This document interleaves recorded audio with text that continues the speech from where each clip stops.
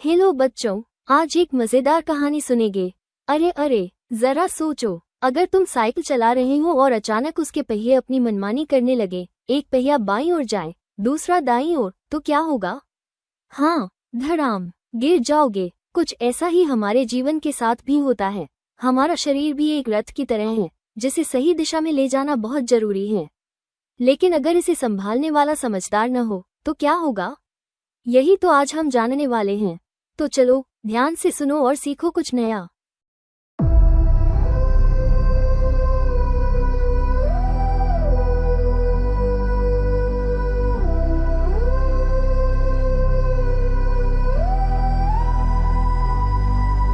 एवं परम बुद्ध्वा संस्तभ्यात्मरमात्मना जहि शत्रु महाबाहा कामरूदंदुरासदा।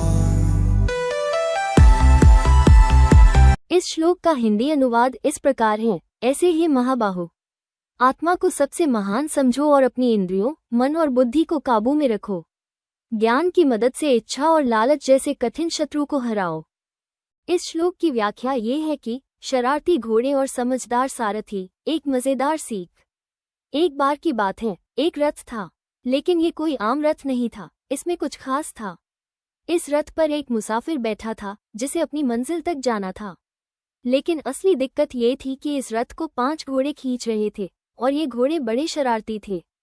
पहला घोड़ा जहां देखो वहीं भागने लगता, दूसरा घोड़ा बस खाने पीने में लगा रहता, तीसरा घोड़ा दिन भर गाने सुनता और नाचता रहता, चौथा तो आलसी था, उसे बस सोने से मतलब था, और पांचवां, अरे वो तो कभी इधर कभी उधर भागता, जैसे उसे पता ही नहीं था जाना कहाँ है।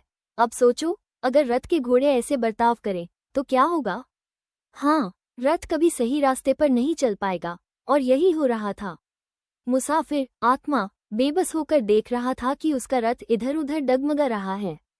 लेकिन तभी उसकी नजर पड़ी सारथी, बुद्धि, पर, जो घोड़ों की लगाम, मन, पकड़े बैठा था। लेकिन समस्या ये थी कि लगाम बहुत ढीली थी, इसलिए घोड़े अपनी मनमानी कर रहे थे। मुसाफिर ने समझ लिया कि अगर उसे सही रास्ते पर जाना है, तो घोड़ों को काबू में रखना होगा। उसने सारथी से कहा, अरे भाई, लगाम कसो और इन घोड़ों को सही रास्ते पर ले चलो। सारथी समझदार था, उसने घोड़ों से कहा, अगर तुम सही रास्ते पर चलोगे और शरारत छोड़ोगे, तो तुम्हें असली खुशी मिलेगी। अब घोड़े भी सोचने लगे, असली खुशी? वाह, ये तो मजेदार बात है, और उन्होंने लगाम मान ली। अब रथ सीधा चलने लगा, कोई भी घोड़ा इधर उधर नहीं भागा। मुसाफिर खुश था, क्योंकि अब वो अपनी मंजिल की ओर बढ़ रहा था।